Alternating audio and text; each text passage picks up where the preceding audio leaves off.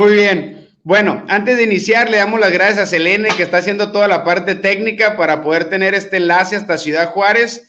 Te presento de nuevo, él es mi amigo Lorenzo Soto del Pantera. Estoy muy agradecido con él, tiene muchas cosas que platicar. Y ahora sí, Pantera, tú me dices si estás listo para iniciar con estas preguntas. Yes, I'm ready. Estoy listo. Muy bien, he partido la entrevista en 4 puntos que yo considero muy importantes. Número 1, tu infancia. Número 2, la familia. Número 3, las adicciones. Número 4, la prisión. Y número 5, bueno, son 5. Número 5, la restauración. Entonces, para entrar en calor, Pantera, vamos a invitar a toda la gente que nos está viendo y siguiendo que escriba preguntas, que aprovechen esta entrevista para poder hacer cualquier tipo de pregunta, ¿te parece? Ya, está bueno eso está bien.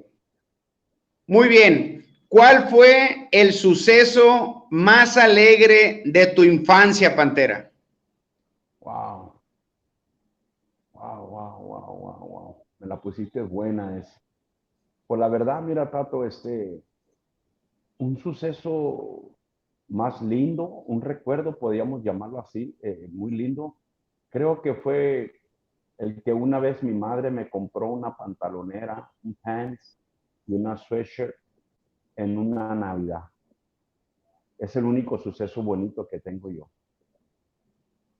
El detalle que te dio tu mamá.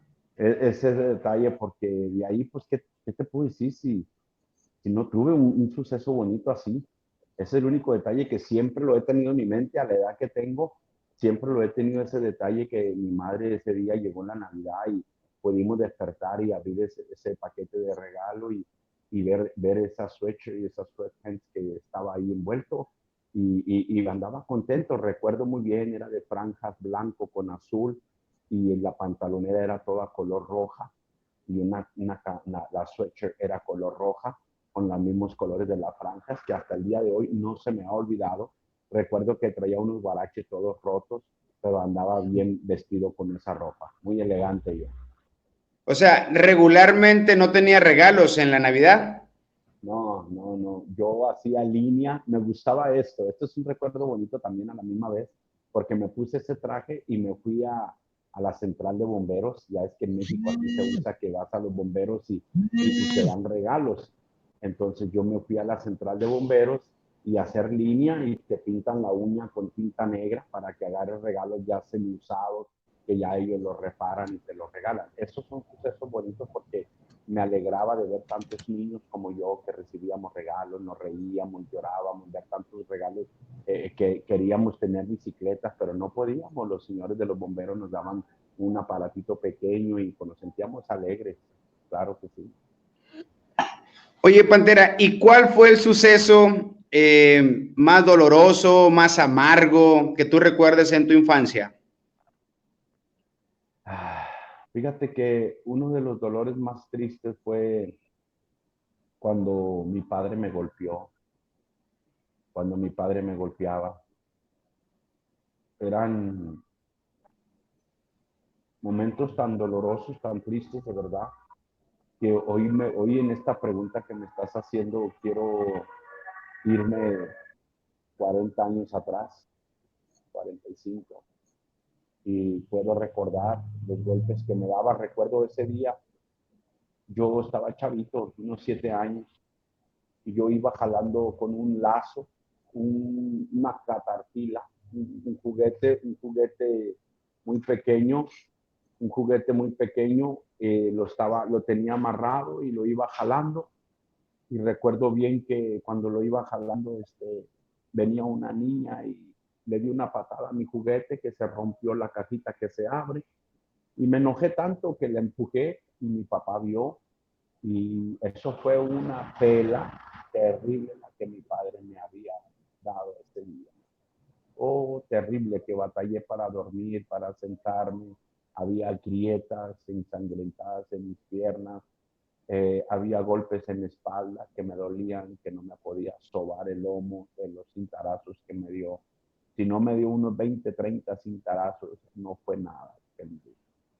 ¿Y tú por qué crees, Pantera, que en vez de esa disciplina, lo que, pues esa violencia que tu papá hacía contigo, a qué crees que se lo adjudica?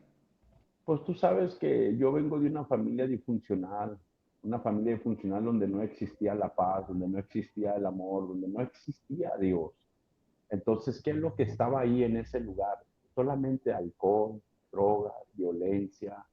Entonces, todo eso es lo que había en la familia, golpes, martirio. Entonces, todo eso se genera el que la persona adulta, el padre de familia, pierda la razón y se haga actos animalados, vaya, contra los hijos, ¿sí?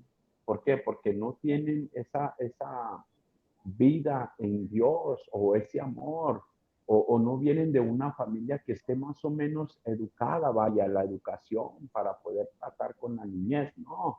Yo vengo de una familia donde mi padre fue vendido a la edad de muy pequeño, tenía sus años, yo creo, vivía, todavía dormía la cuna de él fue una reja de madera y ellos vivían en los trajes del tren donde ponen las casitas de vagones de tren, ahí dormía mi padre con esa familia y él fue vendido. Entonces él venía de un trasfondo terrible también, de una familia disfuncional que nunca lo superó porque nunca hubo un trato en él, nunca hubo un amor, nunca hubo una psicología, nunca hubo una ayuda.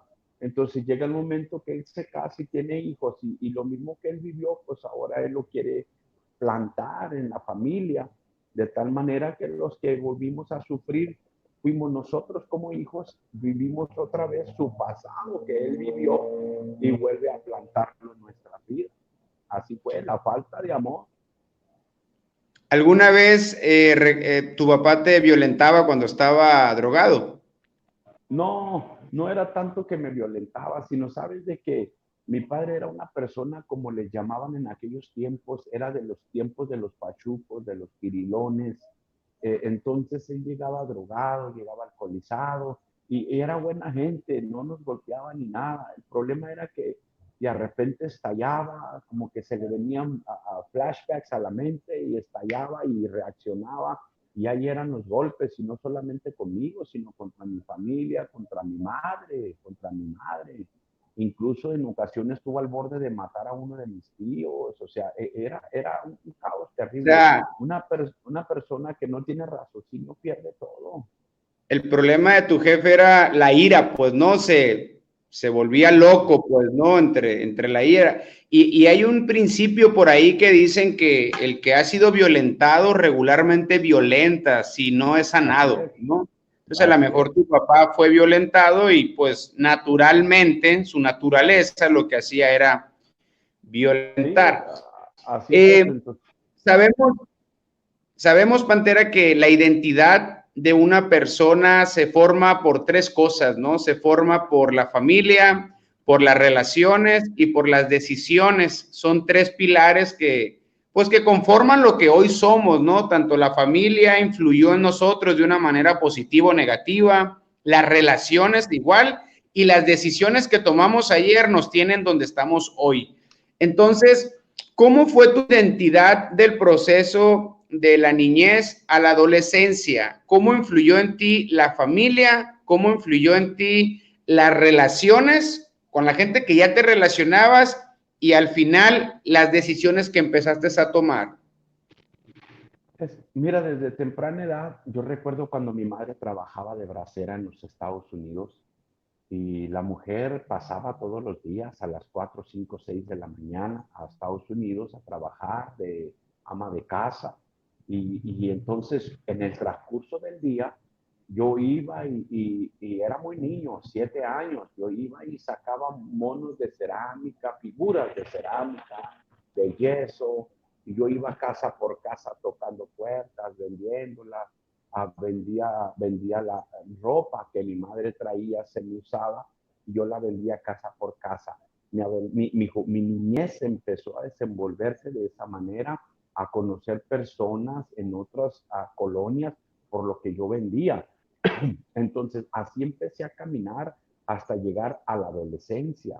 De la adolescencia empecé a cargar un cajón de bolear en el cual yo boleaba zapatos en la frontera y en Estados Unidos pero a la misma vez, como ya venía de una violencia, de una vida de violencia y adicciones, yo ya fumaba droga para soportar los golpes, para no sentirme solo, buscaba los gasordientes, la marihuana, y empezaba a desenvolverme en ese estilo de vida. Ya empezaba con amiguitos de la calle y buscar ese acogimiento para poder no sentirme solo, a la edad de que ya empezaba yo a conocer la maldad y otras cosas. Ya empezaba a faltar a mi casa porque decía yo, ¿qué voy a hacer a mi casa? Solamente hay golpes.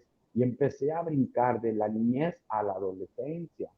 Y cuando llegó a la adolescencia ya no era tan fácil, ya había otras amistades, ya no era solamente la marihuana, ya no era solamente otro tipo de vicios, ahora era ya el Resistol 5000, ya era la cocaína, ya eran las pastillas psicotrópicas. Fueron cambiando de vicio en vicio para poder yo soportar lo que yo estaba viviendo, para poder generar en mí, una paz momentánea por la droga, hasta llegar a la edad de los 11 años, que es cuando yo recurro con la heroína. Ya no me hacía la otra droga. A los 11 años te pegaste del primer piquete. A los 11 años yo sufría de un dolor de muelas terriblemente, y un hombre en la colonia donde yo me juntaba, que es en el Río Bravo, ahí en el Puente Negro, hay un hombre me dijo, yo tengo una medicina mejor que lo que tú estás usando. Digo, pues dame un poquito porque traigo mucho dolor, tú sabes. Y ese hombre preparó el medicamento en una jeringa, y cuando me bajé el pantalón para que me inyectara esa medicina, el hombre me dijo, no, esa no se inyecta ahí, esa se inyecta en el brazo. Y yo extendí mi brazo, y cuando extendí mi brazo me amarró un paño y me inyectó.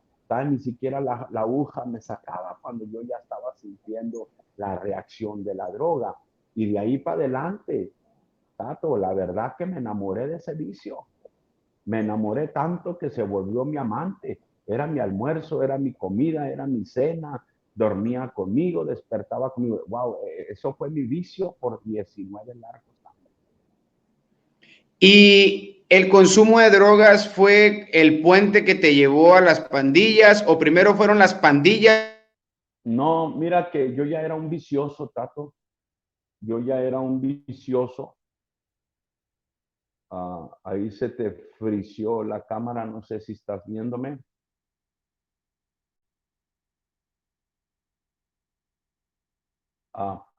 Pues bueno, creo que estamos en vivo todavía, pero ahí como que se frició la cámara. Yo todavía era un niño, todavía era un adolescente, todavía no ingresaba a la pandilla, ya era un drogadicto, pero en ese momento fue cuando yo empecé a usar ese tipo de droga. Y en esa misma edad, a los 11 años, casi llegando a los 12, es cuando yo brinco a la pandilla, conocida como la 18. Es cuando yo me hago miembro de esa pandilla y empiezo a divagar en esa pandilla, en las esquinas. Empiezo a andar de vago en las drogas, en la delincuencia, y por aquí, por allá, haciendo tanta maldad, tanto vicio, donde en mi corazón no había paz, no había totalmente nada. ¿Sí me entiendes? Okay. La pregunta que te hice fue si el consumo de drogas fue la antesala para ingresar a las pandillas. Hasta ahí me quedé. O primero fue el ambiente que te llevó al consumo de drogas. Sabes de que el dolor que traía de los golpes de la familia, la falta de amor, de paternidad, de maternidad, me llevó al consumo de las drogas, y del consumo de las drogas me llevó a refugiarme en la calle, a los que me daban sonrisas, a los que me palmeaban la espalda, al que me decían, no llore, nosotros estamos contigo, nosotros seremos tu nueva familia.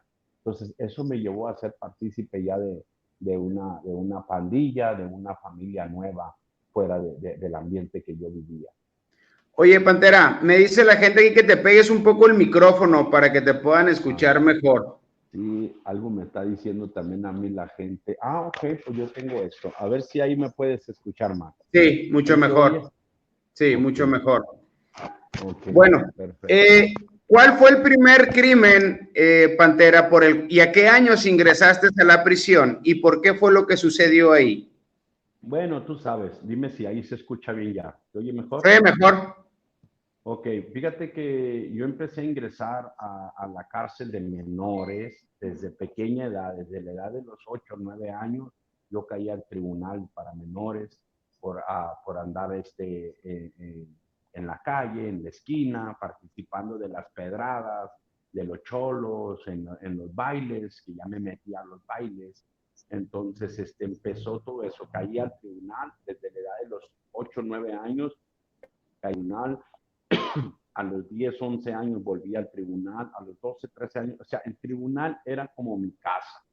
Entraba y salía cada rato al tribunal, pero ya a los 17 años es cuando yo entro a la penitenciaría para mayores de edad por el crimen de asesinato. ¿Y cómo fue ese crimen?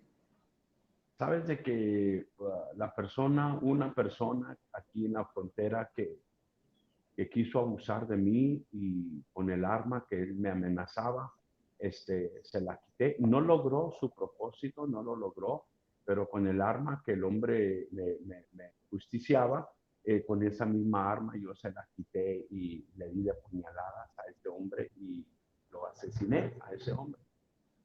¿Cuánto tiempo te condenaron, Pantera, por el No, homicidio ese? fíjate que fueron 25 años por ese homicidio. Wow. ¿25 años pasaste en prisión o Fue la no fue? condena que, fue la condena que a mí se me dictó Ah, ok, ok, ok. cuando fui apresado y enjuiciado por ese crimen. A los 11 Perfecto. años, a los 11 años pasó ese problema, pero no me agarraron en ese tiempo, me agarraron 6 años más adelante. Ya era yo un adolescente. O sea que desde los 11 años eras un fugitivo de la ley. Sí, ya era un fugitivo de la ley, yo ya cruzaba la frontera, me iba para Los Ángeles, bajé a San Francisco, andaba por Santa María, Santa Clara, San Fernando, Beverly Hills, todas esas áreas, Hollywood y todo eso anduve de vago. Más o menos en qué año me estás hablando de eso. Te estoy hablando desde los años 80, todos los 80 y todos hasta que caí preso, porque entraba y Órale. salía. Desde los 80 fue cuando empecé a llegar a Estados Unidos, desde los 80. ¿Y Pero caíste preso en dónde? ¿En Los Ángeles? en Los Ángeles, California, cuando me agarraron en Los Ángeles por otro crimen en Los Ángeles, y ahí fue cuando ya termino mi culpabilidad, entonces ellos hacen lo que es el cambio para México, para ser enjuiciado aquí en México por el crimen que ya debía. Entonces empiezo aquí en México en la prisión y de aquí de México me sacan otro crimen que yo ya debía, otro crimen en Los Ángeles y me vuelven a regresar a Los Ángeles. Entonces, y ya me quedo en Los Ángeles porque aquí en México solamente ese crimen debía. Y allá en Los Ángeles me quedo porque ya debía otros crímenes y debía ventas de narcóticos en las yardas de las escuelas, en los parques. Órale. Oye, Pantera, ¿y cuál es el recuerdo más bonito que tienes de la prisión? Ay, ay, ay, ese es lo más bonito. ¿Sabes cuál es? ¿De verdad quieres saber cuál es mi mejor recuerdo? Mm. Mira, el mejor recuerdo, Tato, que nunca lo olvido y lo tengo todavía. Me hubiera preparado y te lo hubiera enseñado. El mejor recuerdo es el haber terminado mis estudios y el haber sido graduado, haber terminado mi GED y el ESL, que es el inglés. El haber terminado, verme graduado, vestirme con esa túnica, con ese birrete y recibiendo un certificado del gobierno, eso quedó plasmado en mi vida hasta el día de hoy en el estado de Chicago, Illinois, en el estado de Illinois. Ahí fue donde yo me gradué de la escuela de Estados Unidos, de la high school. O sea, dentro de la cárcel llevabas la escuela. Sí, dentro de prisión. Ese es uno de los recuerdos más lindos porque recuerdo que me regalaron una taza para tomar café, me regalaron una taza que decía thank you, nomás TKM, TKM, y luego decía GED, graduation. Entonces decía ahí y luego decía mi nombre. Y luego aparte me regalaron unas paletitas de dulce adentro y un bono de $25. O sea, eso fue fenomenal para mí. Eso es un regalo grandioso que hasta el día de hoy yo no lo olvido. Yo no lo olvido. Está en mi mente todavía. Y tengo el certificado porque hasta el día de hoy es válido. Es válido el certificado del GED. Entonces, yo inventé una frase que dice en inglés, esta frase dice así: What the GED means. ¿Qué significa el GED? Bueno, sabemos que es General Education Program. Entonces sabemos que es educación del programa de educación. Pero yo le puse esto: GED means, GED quiere decir, there is something that you have in your brain. GED es algo que tú tienes en tu cerebro. Y es la verdad. La escuela, lo que tú aceptas, lo que tú recibes, lo que tú haces, no lo tienes por una droga ni por una emoción. Lo tienes porque lo vienes plasmando en tu cerebro para una buena educación. Oye, Pantera, qué interesante. Y ahí en la escuela te graduaste, pero también en la escuela, en la misma prisión, tú tuviste otro asesinato. O sea, ¿el tema de la escuela fue después o antes de todo eso que hiciste en prisión? Lo negativo, podríamos decir. Fíjate que todo lo negativo que yo hice, el estar todavía en la prisión, yo todavía me inyectaba, todavía hacía cosas malas adentro de la prisión, todavía extorsionaba personas que tenían dinero en la prisión, trabajaba para personas adentro de la prisión haciendo daños, a veces me sacaban de noche para hacer trabajos en el externo y me volvían a la prisión. O sea, fue una vida de mil sinsabores. Pero en el año 1993, el 16 de marzo, comienza un cambio y es cuando yo empiezo a cambiar, mi vida es transformada, entonces es cuando empiezo yo a estudiar, cuando a mí se me da una oportunidad más, ahí es cuando yo la acepto. Pero ya estaba cansado. Muy interesante. Entonces, antes de que empezaste a construir los estudios y ese cambio que tuviste, antes de eso, cuando tú entraste a prisión, ¿ya entraste como miembro de esa pandilla o adentro? Sí. Y adentro lo único que hiciste fue buscar a tus homeboys y seguir perteneciendo a la banda. Sabes de que cuando yo a los 11 años yo ingreso a la pandilla, I was member of 18th Street. Y cuando yo caigo torcido a la prisión, allá adentro no gangs, allá adentro no hay pandillas, allá adentro son clicas, ¿me entiendes? Son familias, son cosas más grandes que te involucras y you gotta be a part of them. Tienes que ser parte de ellos. Y porque ya no dependes de un número, de una pandilla, ya dependes de una familia. Es como dice la película, blood in, blood out, sangre por dentro y sangre por fuera, es todo. Entonces, así es el asunto ahí adentro. Ya no era un 18, un pandillero de la 18, ahora pertenecía a una familia adentro de la prisión. ¿Y esa misma familia o pandilla te exige hacer cosas por la pandilla, Pantera? No, no es que te exijan, es voluntario. Tú lo haces si tú quieres, pero es parte de... Sí, pero como uno ya viene con esa sangre muy sanguíneo y ya traes el raciocinio de ser pandillero, de you wanna be somebody, que quieres tú ser alguien y no te dejas de nadie, tú empiezas a pelear por el brown pride, por el orgullo mexicano, por el orgullo mestizo. Entonces llega el momento en que tú empiezas a involucrarte en los crímenes tú mismo, porque los jefes grandes dicen, hey, ¿sabes qué? Tenemos que sacar a este hombre del camino. Y uno por querer ser alguien, uno rápido, yo lo hago. Y rápido agarra uno el filero y haces lo que vas a hacer y es como empiezas a ganarte el respeto, la reputación de los gentes, de las pandillas y de la autoridad y de tus mismos jefes grandes. Qué interesante. Oye, Pantera, en el testimonio de acá de Hermosillo, te escuché comentar y para mí fue algo tremendo, ¿no? Tremendo, sobre todo hasta los límites que llegaste, ¿no? Y te escuché hablar que en un momento lastimaste o asesinaste a un ministro de la fe dentro de una celda. Y ese suceso, Pantera, ¿cómo una persona puede llegar a ese grado de maldad? Porque vemos hoy en día acá en México que los muchachos, la raza, la banda, matan por 10,000 pesos, por 5,000 pesos, etcétera, pero todavía creo yo que los sacerdotes, los pastores, la gente de la religión tiene cierto respeto todavía entre la gente, y cómo uno llega todavía a brincar otro escalón más para llegar a cabo una acción de ese nivel. Mira que para ser una persona indeseable,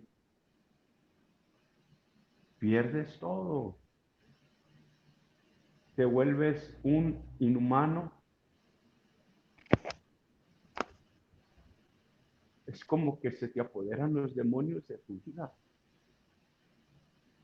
Y cuando eso pasó con este hombre, él me hablaba mucho de su Dios.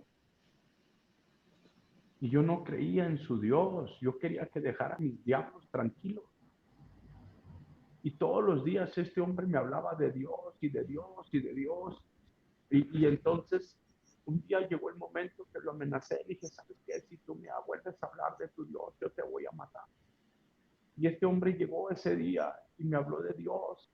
Y dije, ¿sabes qué? Date por muerto. Y llegó un momento, una oportunidad, que me encerraron en una celda. Y en esa celda de pronto me dijo el oficial, vete hasta atrás de la reja y pon tus manos en alto y volteate hacia la pared. Y cuando yo hice eso, abrieron las puertas y iban entrando una persona. Y esa persona era el ministro que me hablaba de Dios. Y como ya se la había sentenciado, solamente saqué mi filero, me acerqué a él, lo tumbé al piso y lo empecé a apuñalar en el cuello como unas 11 veces, lo apuñalé en el cuello hasta que moría desangrando.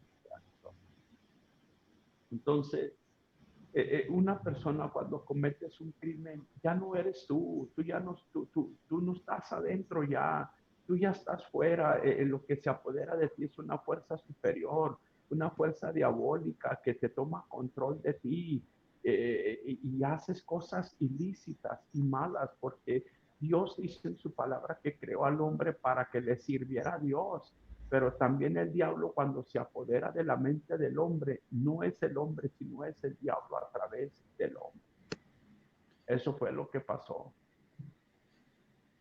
Ok, y a partir de ahí, Pantera, a partir de que sucede eso, te mandan a una celda de castigo y ahí pasas cuánto tiempo en lo que le llaman el Tato, hoyo o el agujero. Tato. Cuando pasó ese suceso, a mí me dieron una golpiza, los policías, terrible, Tato, una golpiza. Me amarraron de las manos de atrás y de los pies envueltos para atrás, y así me tuvieron más de como unos 20 días amarrado así, sin darme comida, sin darme bebida. Me metieron en un agujero que le llaman el shoot program y le llaman el zapato. Ahí estaba yo adentro de ese agujero, después me El sacaron del zapato. agujero, así le llaman ese a celdas de castigo, el zapato. Me metieron a ese lugar, después llegaron los paramédicos, me ayudaron, me restauraron mi cuerpo, los golpes que había, y luego ya me metieron a otra celda de castigo, una celda que mide como 1,5 metros, no hay taza para hacer del baño, habíamos 5 presos en esa celda de 1,5 metros. Que subas un Después, poquito la voz. ok, había una celda de 1,5 metros, una celda de 1,5 metros cuadrado, donde habíamos 5 presos, no había mucha comida, la comida era infrahumana, a veces los demás comidas que nos llevaban en una olla, se orinaban en la olla de la comida, la batían la comida y así no la comíamos. No había agua, un galón de 5 litros, un galón de la leche, era un galón de esos de agua para 5 días y para 5 personas. Entonces era algo increíble, infrahumano, pero lo teníamos merecido porque éramos unas personas malas, éramos unas personas que no nos conteníamos, nos tenían como los más invulnerables, los más maldeseados, nos decían los malnacidos. Entonces era algo terrible lo que vivimos nosotros en ese tiempo, Y ahí me sacaron de esa celda, me metieron a otra celda que le llaman la sellada. Es una celda de puro acero y la puerta la soldan, toda la puerta la soldan con acero para que no salgas de ahí adentro.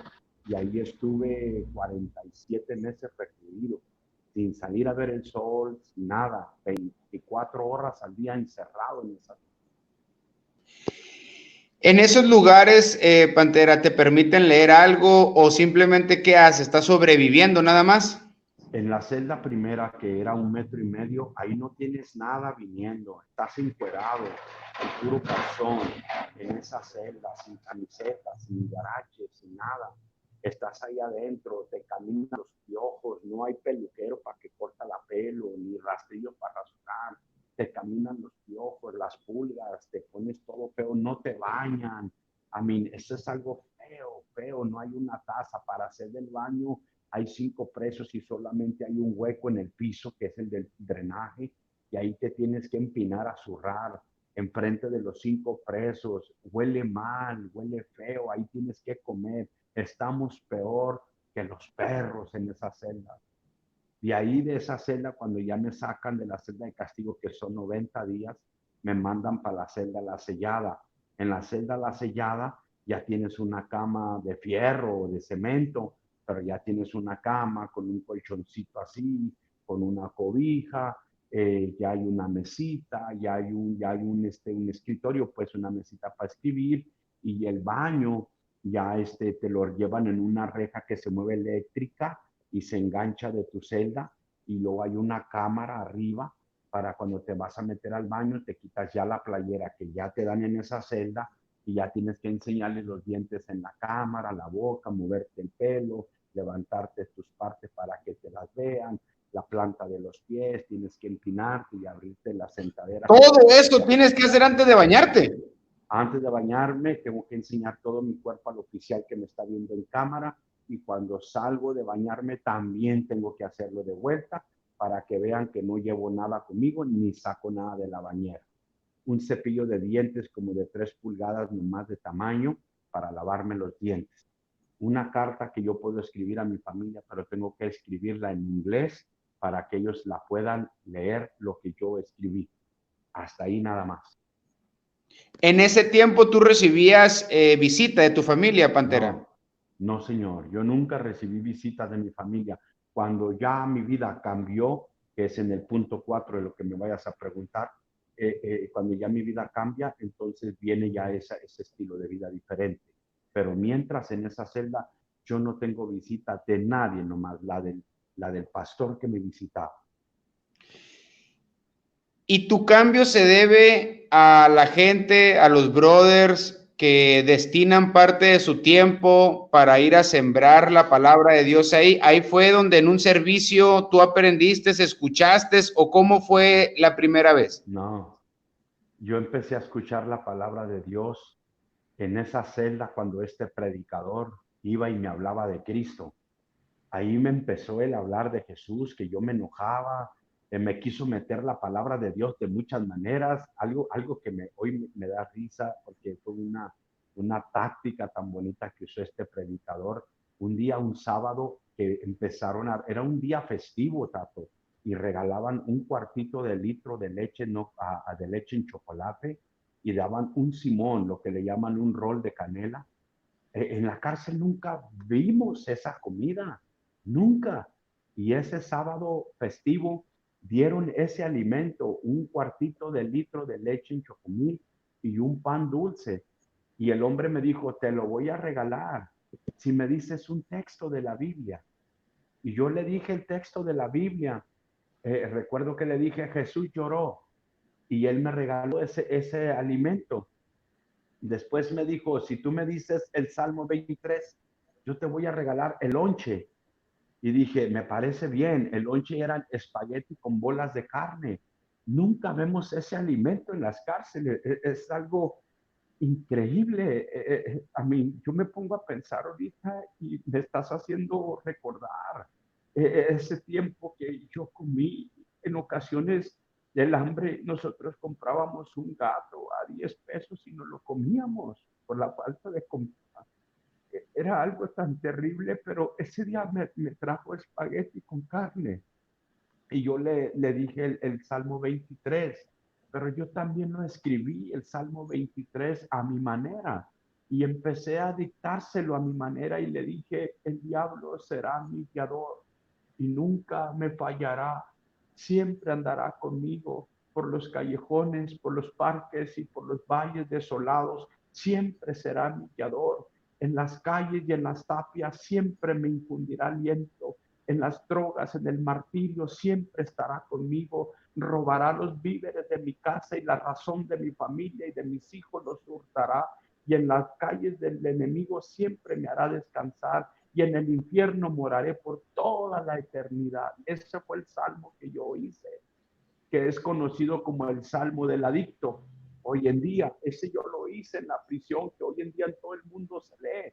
Y ese otro salmo que se llama el rey heroína, también yo lo hice.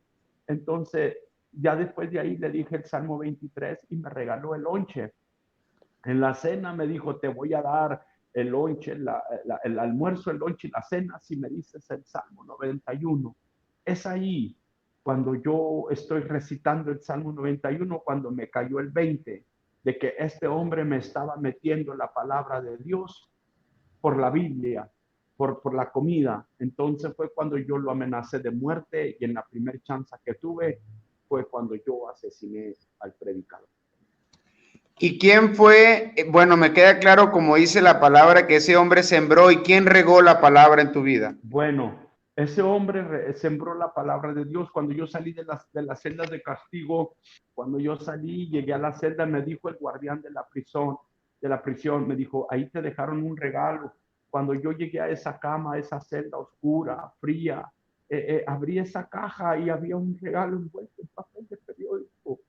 Ahí estaba una Biblia y empecé a leerla, me enojé, la rompí y la hice pedazos y después empecé a leer los pedacitos que había rompido y cada vez que sentía frío, sentía temor, sentía un frío terrible en la celda, me quise ahorcar, me quise matar en la celda y empezaba a leer esos libros y esos libros traían paz a mi corazón.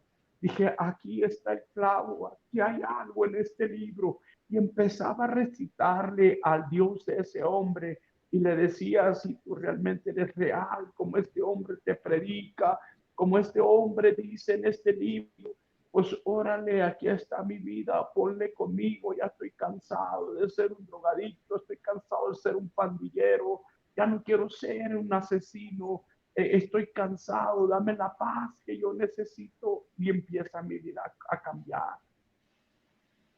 De tal manera que en esa celda hubo muchos milagros sobrenaturales. Yo en ese tiempo yo traía una bolsa para hacer del baño pegada en la tripa. Tenía cirrosis crónico en mi cuerpo. Tenía 3.8 grados para síndrome de SIDA, no que tenía SIDA, sino estaba positivo por infecciones de la droga, porque usaba una jeringa donde más de 400 pesos nos inyectábamos, entonces estaba positivo para todo eso. Entonces eso vino a traer esa situación de tal manera que yo le pedí a Dios y le dije, si tú me cambias, si tú me sanas, yo voy a saber que eres tú, pero para saber que eres tú, sáname. Sáname, porque yo ya había ido con testigos de Jehová, y había ido con católicos, con muchas religiones y nunca había podido ser cambiado. Pero cuando yo dije, si tú me sanas, yo te voy a servir aunque tenga que dar mi vida. Y el día 16 de marzo de 1994, mi vida está siendo transformada totalmente. Las 3:20 de la mañana, mi vida es transformada. Y ese día al amanecer, el día 16 de marzo del 93, estaba yo en la prisión cuando me invitan a un servicio religioso y en ese servicio religioso tuve una battle fight, una pelea espiritual en esa iglesia, de tal manera que oía voces que me decían que matara a la predicadora y al predicador. El predicador se llama Fernando Vera, él vive en Nuevo México. Y el predicador estaba hablando y decía, yo no sé lo que tú has venido, pero yo he venido a alabar a Dios. yo entre mi mente decía, tú no sabes a lo que yo vino, yo te voy a matar ahorita. ¿Por qué? Porque yo buscaba un escape de mi vida, yo quería que me mataran, yo no quería vivir más por lo que estaba viviendo. Ya tenía 11 años más de sentencia por haber asesinado a aquel predicador. O sea, ya tenía 68 años de sentencia, ya no iba a salir más, estaba infectado, estaba dañado, mi salud estaba acabada. O sea, yo era totalmente un cabazo, no servía para nada. Pero ese día, esa noche, Dios trató conmigo hasta el día de hoy. Wow. Y a partir de ahí, Pantera, ¿te involucraste en la iglesia que hay en la prisión o tú solo te alimentabas, aprendías, crecías? No, yo todavía duré 5 años en las celdas de castigo, todavía. Todavía duré muchos años ahí preso en las celdas de castigo. Ahí leía yo la Biblia yo solo me agarraba por las ventanillas y empezaba a predicarle a todos los presos que estaban en la línea. Me sacaron de esa cárcel, me llevaron a un noscomio, o sea, a un hospital para retrasados mentales porque decían que yo estaba loco y estuve 9 meses con tratamiento psicotrópico porque decían que yo estaba mal. Me llevaron de ahí, de esa clínica, cuando salí, me llevaron a la prisión de San Quintín. Estuve en San Quintín en esa cárcel, estuve en el pabellón de la muerte, donde están los sentenciados a muerte. Esa es otra historia terrible, Tato, terrible. Estar conviviendo con la gente que está sentenciada a muerte, donde tú escuchas a esa gente que quiere morirse ya, que llevan 20 años esperando la muerte porque están sentenciados a muerte. Eso es algo de locos, de veras, terriblemente. Mi vida fue un caos. Duramente, pero cuando salgo de ahí empiezo a ir a la iglesia y empiezo yo a sentarme en las bancas, a escuchar nomás de Dios. Yo no quería saber nada, solamente escuchaba, pero la palabra de Dios fue cambiando mi manera de hablar, mi manera de vivir, mi estilo de vida, hasta que el predicador ya no estaba en la prisión y me escogen a mí para que yo fuera el líder, yo fuera el predicador de la celda, del pasillo. Y entonces llegó un momento en que el guardián de la prisión, la esposa de él tenía cáncer en un pecho y se lo iban a mochar. Y él me dijo que si yo le rezaba a mi Dios o oraba a mi Dios, que si el Dios que me sanó a mí estaba conmigo y que si sanaba a su esposa, entonces él me dejaba salir de las celdas de castigo. Dije yo, wow, esta es una oportunidad enorme porque yo iba a pasar años en lo que le llamamos nosotros la solapa, que es en la oscuridad total. Y me puse a orarle a Dios. Ese día yo me caminé en la celda y yo me acuerdo que yo no sabía ni orar. Yo le decía a Dios y hablaba a Dios de otra manera y empezaba a platicar de otra manera.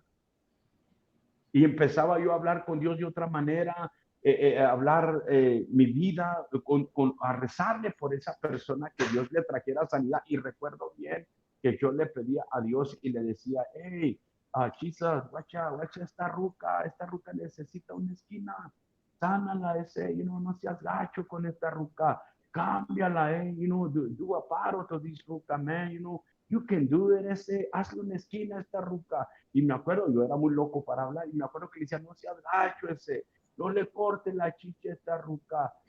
Más, ¿sabes qué? Ponle otra chichi, que tenga 3 para que se goce su marido, pero sánala para que el vato me deje salir de aquí de esta celda. Ese era mi estilo de hablar con Dios, porque yo no sabía. Mi vida fue una vida de estar siempre encerrado en las celdas de castigo, tratar con pura gente demente como yo.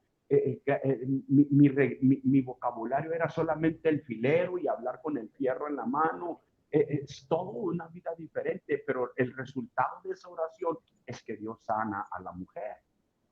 Y a los pocos días el guardián me saca de esa cárcel después de haber estado yo como 60 meses en unas celdas de castigo por todas. Y me deja salir a la superficie, me dan una celda donde tengo una cama con colchón. A mí, wow, esto era como estar en un hotel de 5 estrellas, mejor que el Holiday Inn. Entonces, una cama con colchón, con agua pura, agua limpia, pasarme un café, comer en el comedor con los demás presos.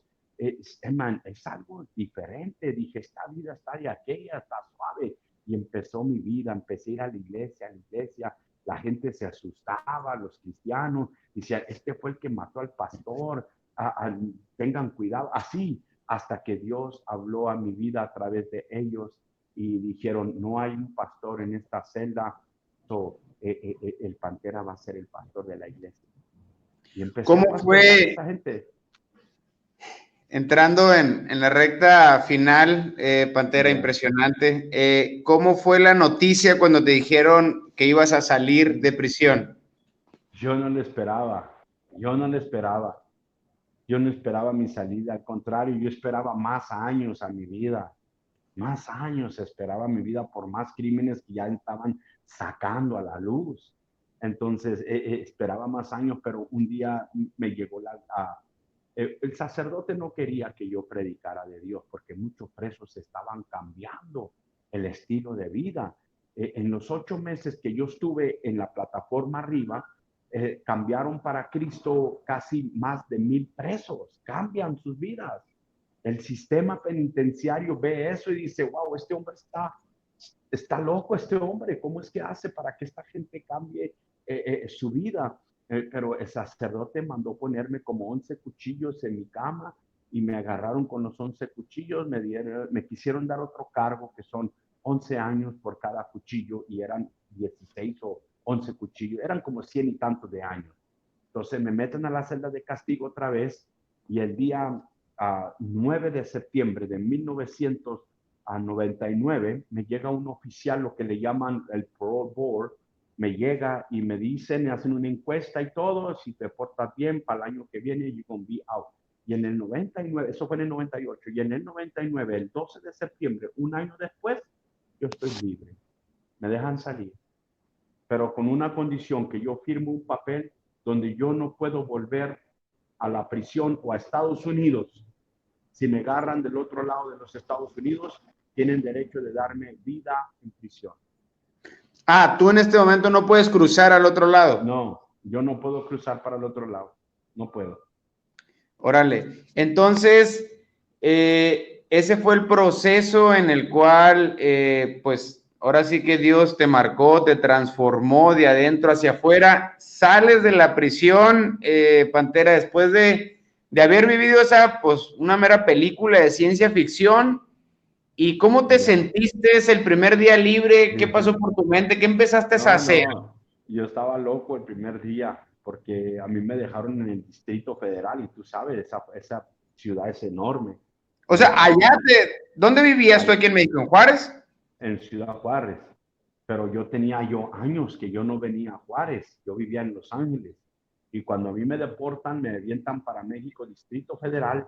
Cuando yo llego a Distrito Federal, entonces yo tenía miedo porque yo había escuchado cómo era la gente loca, cómo había gente, la policía y todo.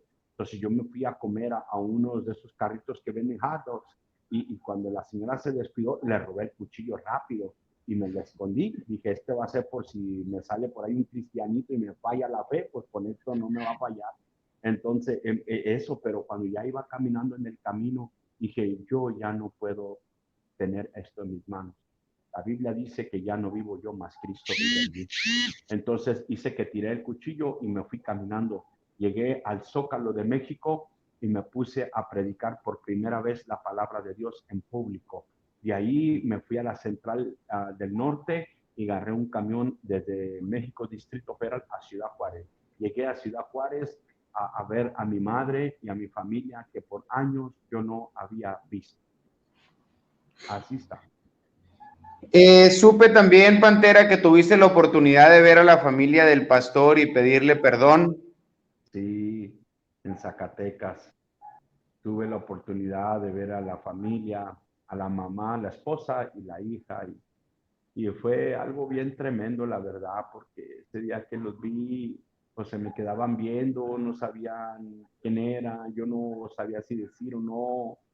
Fue un trance tan sentimental y tan trágico que a final de cuentas me arrodillé y les dije que yo había sido el hombre que le había quitado la vida a su papá, le dije a la muchacha.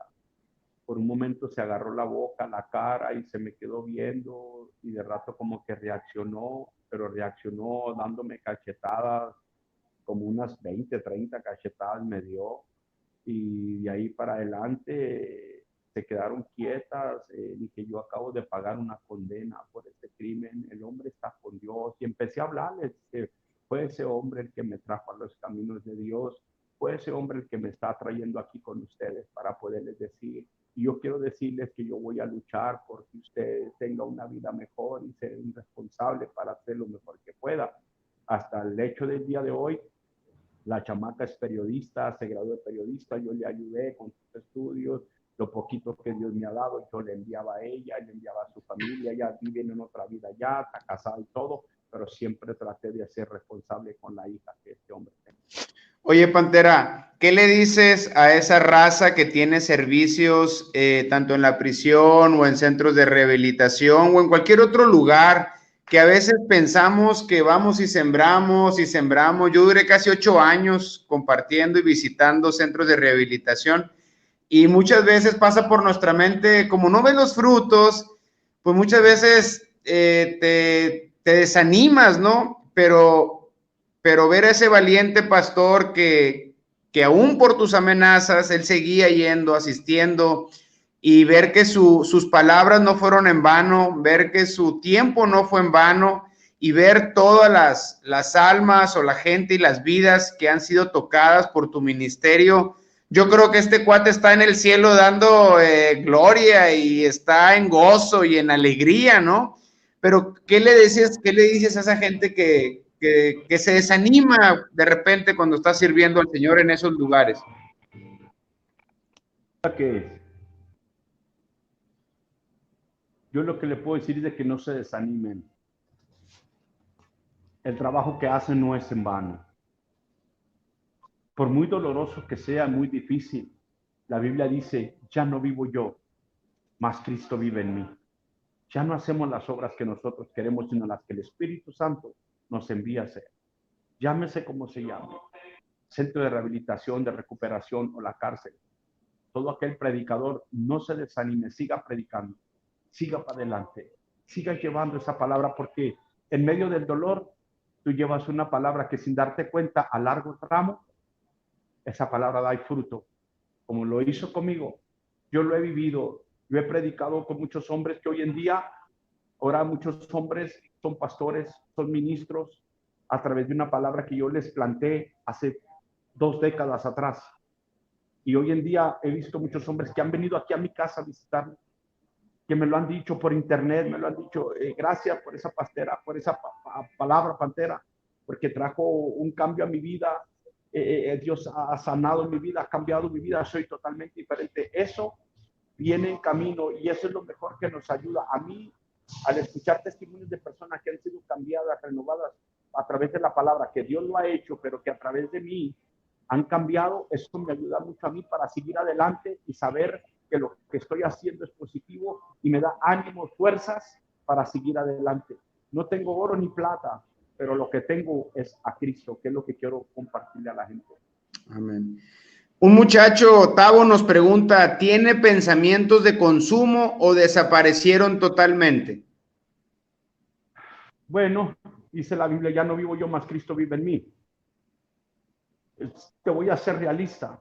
Cuando vienen problemas duros, porque nadie ha dicho que quedarías absento de problemas y luchas, no. Vienen problemas duras. ¿Qué tanto hace? Hace 8 años mi esposa se fue, me dejó con mis 5 hijos. Entonces, cuando ella se va, mi mente quería quitarse ese dolor que había en mi cabeza, el dolor de sentimientos, dolores de culpa. Yo quería emborracharme, quería drogarme para olvidar ese asunto. Pero cuando ya estaba a punto de hacerlo, como que oí una voz que me decía, esto no lo necesitas. Ven a mí. Y corría de esos puntos de vicio y iba y buscaba de Dios y me complacía con Dios y me llenaba Dios ese vacío que yo sentía. Sí, sí llegan a veces pensamientos turbios en que quieres volver a usar el vicio para poder satisfacer ese deseo de tu mente y controlar, pero para eso es que la palabra de Dios nos da fuerza y dice, venga a mí el que esté cansado y cargado y cansado, que yo lo haré descansar. Es Cristo el que nos hace descansar. Muy bien. Otra pregunta más. dice, ¿alguna vez platicaste con tu papá de hombre a hombre para aclarar y limpiar el alma? Sí, sí. Muchas veces he tratado de hablar. ¿Qué tanto hará? Yo creo este mismo año hace que me volví a sentar a la mesa y me senté, platiqué con él sobre esta situación porque mi padre y mi madre se enojaron bastante cuando yo saqué mi testimonio a la luz, a las noticias, a las redes sociales. Se enojaron bastante. Entonces yo hablé con ellos y me senté a la mesa y yo le decía a mi padre, le eché en su cara todo para que se aliviara de su culpa. Le dije, papá, ¿por qué te enojas? Porque dije la verdad. Dime, papá, ¿cuándo tú me compraste un lápiz para la escuela? Dime, ¿cuándo me compraste unos colores para colorear? Si siempre mis colores eran las botellitas de mertiolato que usan para curar heridas. Si el color morado de los toques de violetas que son para los labios, esos eran mis colores. Dime, papá, ¿cuándo me compraste unos colores o un lápiz? Y se quedaba callado. Sí lo confronté. Y lo único que pudo salir de su corazón fue decirme, no quiero hablar de esto, solo quiero decirle, perdónenme. Es todo lo que él me dijo. Y al momento que él me dijo eso, pues ya no puedo cuestionarlo, porque yo no soy nadie para cuestionarlo, sino solamente para recibir su perdón y pedirle perdón también a él. Porque mi mente era una mente criminal, que yo quería matar a mi papá y a mi mamá, yo deseaba matarlos. Pero gracias a Dios que pude recibir el perdón de ellos y ellos recibir mi perdón. Pero sí lo confronté. Claro que sí. Hay otras preguntas que están por ahí, pero no me gustaría ya abusar de tu tiempo, Pantera. Llevamos casi una hora acá y me gustaría mucho que soltaras una oración por... Yo sé que hay gente ahí conectada, tanto familiares, mamás, padres de familia que se conectaron a ver esta entrevista, que están pasando un duelo difícil porque tienen hijos adictos que no llegan a dormir. Y también sé que hay muchachos que por la curiosidad o por el morbo se conectaron y es una buena oportunidad para que vean cómo pues el poder de Dios se manifiesta y me gustaría mucho que oraras por toda esa gente que nos vio y la verdad que te vuelvo a agradecer por tu tiempo. Sí, más que todo, Tato, yo estoy tan agradecido con Dios y claro que sí, yo sé que hay muchos chavas que no han podido, que no se les ha contestado sus preguntas, pero si no hay problema, mira, mi número es el 656-334-3028. Ahí pueden mandarme un WhatsApp y lo que ellos se les ofrezca, el consejo que ellos puedan recibir, ahí estoy para ayudarles a ellos, primeramente de Dios y a ellos. A ver, dínoslos otra vez. Es a 656-334-3028. Y me pueden buscar en Facebook por Lorenzo Soto Olivas. Y ahí estoy para ayudarles en lo que yo pueda. Y quiero ser bendición, no de maldición, sino de bendición. Yo también tengo hijos. Ahora tengo un hijo profesional que es arquitecto, tengo un hijo que es cantante, el que canta rap, tiene 20 años y está estudiando en la Universidad de Ciudad Juárez para ser abogado. Y me han costado mis hijos, mi hija, una hija criminóloga y la otra es veterinaria, me han costado, en los 20 años que tengo que salir de la prisión, me ha costado luchar por mis hijos porque deseo que ellos vivan una vida diferente, fuera de adicciones y de violencia y sobre todo en Cristo Jesús. Pero quiero orar por esa gente también. Amén, dale. Amado Dios y buen Padre Celestial, te doy gracias, Señor, por esta dicha que tú me permites, Señor, haber estado en esta programación con Tato y tu esposa, Señor. Aquellos jóvenes, Señor, aquellas madres, Señor, que buscan un cambio para sus hijos, Señor, bendíceles. Abre las fuentes de los cielos y derrama una bendición. Haz un milagro que no se puede negar, que eres tú quien lo hace, amado Jesús. Cambia sus mentes, cambia su estilo de vida. Haz, Señor, de ellos un vaso de honra para que te honren, Señor, y tú puedas recibir, Señor, honra y gloria, porque el que honra merece, Señor, ese solamente tú se lo sabes dar, Padre. Gracias, amado Jesús, en tu nombre, Jesús, cambia las vidas del adicto, del pandillero, del que está consumiendo, Señor, y del que tiene problemas en pandilla. Padre, bendice las madres que día a día sufren. Dales una palabra de amor en el nombre de Jesús. Amén. Amén. Brother, pues acá tienes tu casa. Siempre es un gusto saludarte y saber que hemos construido una amistad, aunque a veces no nos veamos muy seguido, pero acá estamos próximamente. Yo creo que ya que pase la pandemia, hacemos un esfuerzo para volverte a Órale, ver y saludarte. ojalá, cómo Y no, también te estaremos mando al... muchos saludos el pastor Dwayne Grasma, acá de la comunidad Familia Amistad Ya, Sur. Te mando muchos sí. saludos también. Cómo no, muchas gracias por todo. La verdad que el tiempo que estuve yo por allá con ustedes fue un tiempo muy bonito, muy agradable. Y pues bueno, más que bendecido, con el director del titular, que salió hasta conocido el tipo.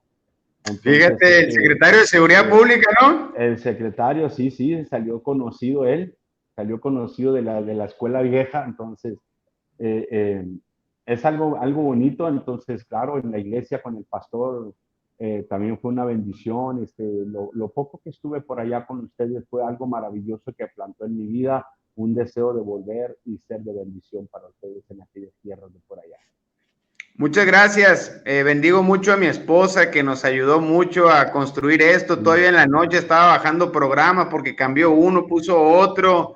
Y luego me dijo, no, tengo que tener paciencia, me dijo, con el Pantera. Le tuve que hablar en su idioma, me dijo, porque se resistía a utilizar la tecnología, pero le dije, no puede tener el mensaje de Dios la tecnología, pastor, y tiene que darle para adelante, y que en eso como sí, que reaccionaste, me dijo. la verdad que, mira, Tato, la verdad que estoy tan agradecido con Dios y por la paciencia que me ha tenido ella. Y le doy las gracias por esa paciencia que me tuvo, porque la verdad yo no conozco de redes sociales, yo no me sé meter a estas cosas. Yo tuve que investigar por aquí, fui a un negocio para que me cobraran cómo bajar el Zoom, ya lo hice, me vine a mi casa y empecé a hacer pruebas por todos lados hasta que al final, bueno, me pude conectar, algo que ya aprendí nuevo. Excelente. Perfecto. Ya, Pues aquí estamos al pendiente, mi brother. Bendiciones y que órale. todo esté bien por allá. Ok, bendiciones, que Dios los bendiga a todos y esperemos pronto vernos por allá por Sonora. Bendiciones. Así será. Vale. Saludos a todos los que nos están viendo por ahí. Bendiciones. Compartan esta entrevista.